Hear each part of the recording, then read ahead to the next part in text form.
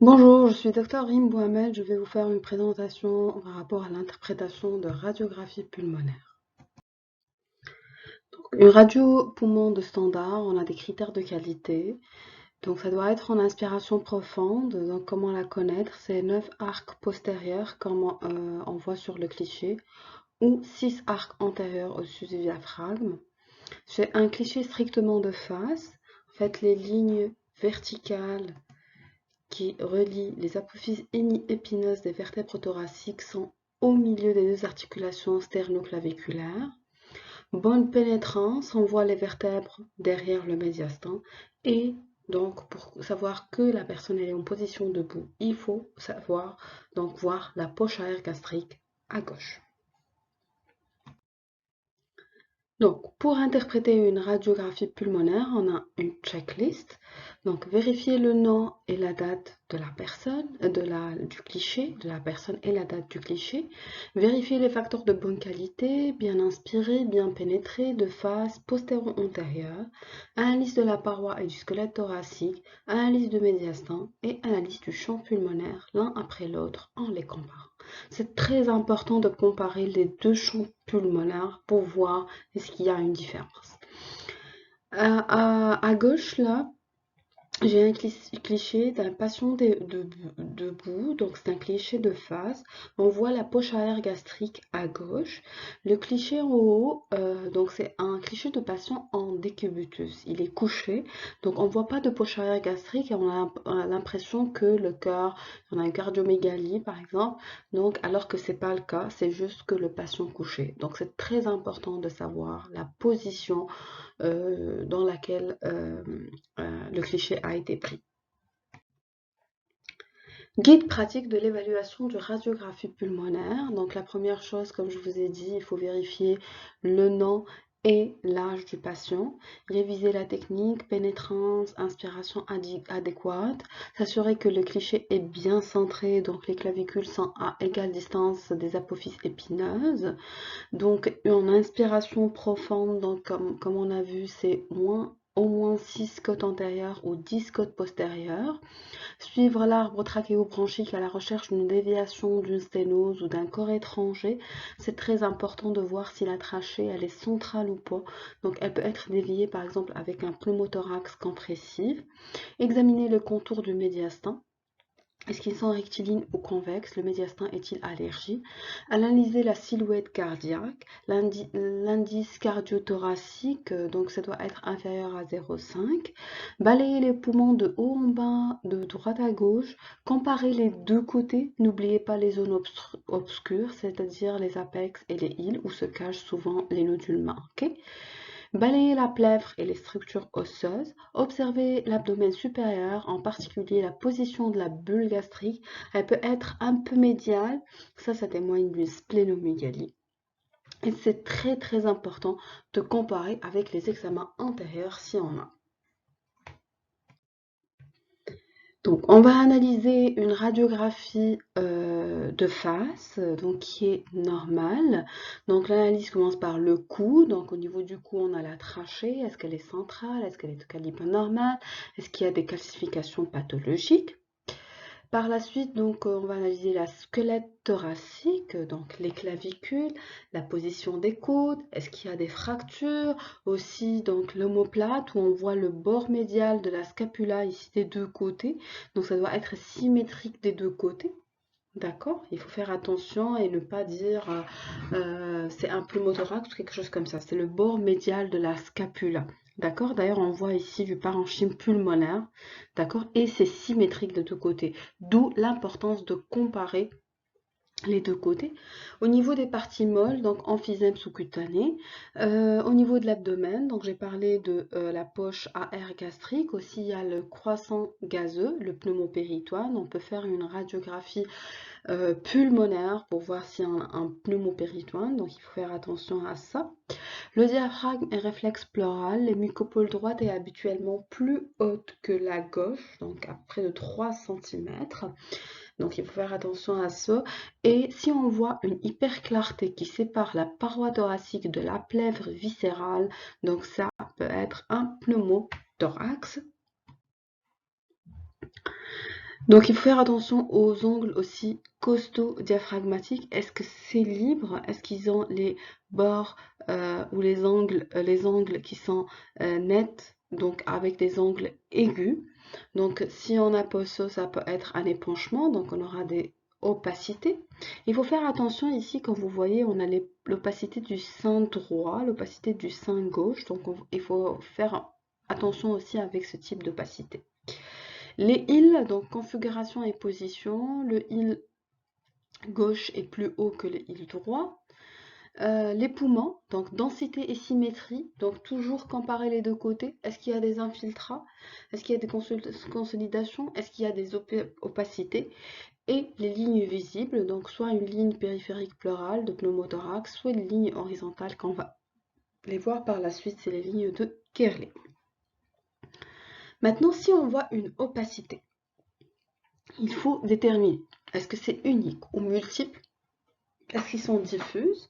La localisation, c'est au niveau des bases, des sommets, périphériques, centrales. La taille, le contour, est-ce qu'ils sont réguliers et irréguliers? Et le contenu, est-ce qu'il y a des bronchogrammes aériens? Je passe à la liste de médiastin. Donc ça, c'est le médiastin avec les bords de médiastin, donc le tronc veineux brachiocéphalique, la veine cave supérieure, l'oreillette droite, la veine cave inférieure, l'artère sous-clavière gauche, le bouton aortique, le tronc de l'artère pulmonaire et le ventricule gauche. Donc, on va voir si les bords sont corrects. Sinon, on va voir aussi l'index cardio-thoracique, qui est le rapport entre la plus grande largeur de la silhouette cardiaque et la plus grande largeur du thorax. Donc, cet index cardio-thoracique doit être inférieur ou égal à 0,5. Je passe aux épanchements pleurales. Donc, j'ai l'épanchement pleural liquidien. Donc, c'est la pleurésie. Donc, les signes radiologiques d'une pleurésie, c'est une opacité basale, donc de forte tonalité qui est hydrique, qui est homogène, comme on la voit ici. Donc, elle efface la coupole diaphragmatique et les cul-de-sac pleuraux. Limite supérieure concave vers le haut. Déplacement du médiastin vers le côté contralatéral, ça peut se faire, là, selon l'abondance, si elle est de grande abondance. Absence de bronchogramme aérien et mobile avec les changements de position. Donc, je ne vais pas revenir sur les étiologies de pleurésie. On a plusieurs étiologies. Je vais citer quelques-uns. Donc, ça peut être infectieuse, tumorale, insuffisance cardiaque, embolie pulmonaire, lymphome, maladie systémique et des causes sophréniques comme les abcès, cirrhose avec acide et pancréatite. Épanchement pleural gazeux, maintenant c'est le pneumothorax. Comme on voit ici, c'est une hyperclarté qui est périphérique, qui est avasculaire, donc on ne voit pas de vaisseau là, souligné d'une fine opacité linéaire régulière, là, cette ligne-là, et donc on a une asymétrie de transparence entre les deux poumons. Je vais parler maintenant du syndrome alvéolaire. C'est le comblement de l'air intra-alvéolaire par un matériel de tonalité hydrique. Donc les caractéristiques à la radio, donc c'est le syndrome alvéolaire, ce sont des opacités à contours flous, c'est des confluences, présence d'un bronchogramme aérien, ça peut être systématisation, donc l'opacité est localisée, délimitée par une scissure le plus souvent. L'évolution est rapide et on peut avoir la topographie en œil de papillon, qu'on va la voir tout de suite. Donc les cas typiques d'un syndrome alvéolaire, c'est des pneumopathies infectieuses. D'autres causes, ça peut être l'œdème pulmonaire, l'hémorragie pulmonaire et le cancer bronchiolo-alvéolaire. Donc là, je vous montre une radiographie de face, debout, parce qu'on voit la poche à air gastrique, elle est en inspiration. Donc l'opacité, elle est là, elle est située au niveau du poumon droit, concerne la majorité du lobe supérieur, là, on dirait une systématisation lobaire. Il y a un effacement, donc on ne voit pas ici les vaisseaux, des contours des vaisseaux du territoire. L'opacité ici, elle est limitée par les petites fissures. On observe donc le bronchogramme qui est là, donc c'est ça le bronchogramme, d'accord? Et ça c'est plutôt une pneumopathie bactérienne. Donc le processus infectieux s'est s'arrêter au niveau de la scissure. L'opacité en aile de papillon, donc c'est ça, ce sont des opacités qui sont centrales et bilatérales, qui sont pas bien limitées, d'accord? Donc, c'est une opacité périliaire, surtout marquée du côté droit que du côté gauche, comme on voit ici, parce qu'on a la superposition avec le corps. Donc, cette opacité, elle épargne le sommet ainsi que la périphérie des poumons. Donc, c'est surtout, on observe ça dans le cas de l'œdème pulmonaire, donc qui est secondaire à l'insuffisance cardiaque gauche. Maintenant, je vais vous parler de syndrome interstitiel. C'est l'épaississement anormal du tissu interstitiel du poumon par l'œdème, l'infiltration cellulaire ou la fibrose. Les caractéristiques, donc, c'est une opacité à contour net, évolution lente, absence de confluence et absence de bronchogramme aérien et absence de systématisation. Donc, le cas typique d'un syndrome interstitiel, c'est la fibrose pulmonaire. Donc, d'autres cas, on peut avoir la sarcoïdose, les pneumopathies virales et l'œdème pulmonaire débutant. Donc l'atteinte peut être périphérique, c'est surtout lorsque en cas de la phase initiale de l'œdème pulmonaire. Donc c'est les lignes de Kerley, c'est des opacités linéaires fines qu'on les voit ici et nettes, perpendiculaires à la plèvre, retrouvées à la base du poumon. Donc on a l'atteinte centrale, c'est un flou périvasculaire au niveau des îles ici. Les îles sont élargies, empêchant de distinguer leur composition. Le secteur intermédiaire, c'est des opacités réticulées. Donc c'est intermédiaire, c'est comme vous voyez ici. D'accord, c'est pas périphérique, c'est pas non plus central, donc c'est intermédiaire. Ce sont des opacités réticulées ou ce qu'on appelle les opacités réticulonodulaires. Donc pourquoi? Parce que quand on projette sur un plan d'ensemble de ces petites lignes anormales, on fait la formation d'un nodule. Là, on voit la différence entre un poumon normal et donc un syndrome réticulaire ou réticulonodulaire. Donc on voit ici qu'il y a des réticulaires avec des nodules, alors là qu'on n'a pas. Donc les réticulonodulaires, on les voit toujours dans la fibrose pulmonaire débutante. Maintenant, la fibrose irréversible, c'est des opacités de type de rayon de miel, comme on le voit dans cette photo-là.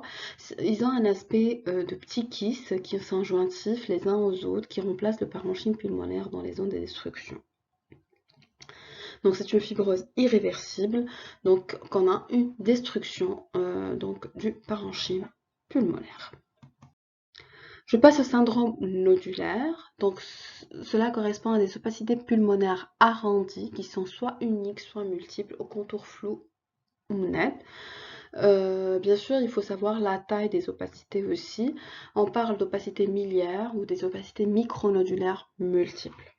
Donc là, dans ce cliché-là, cette radio pulmonaire, on trouve des nodules qui sont disséminés de façon bilatérale.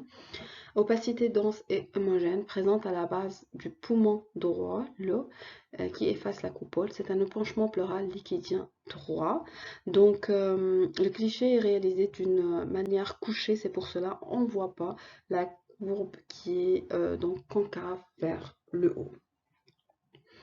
Voilà, j'espère que vous allez bien profiter de cette présentation. Merci beaucoup.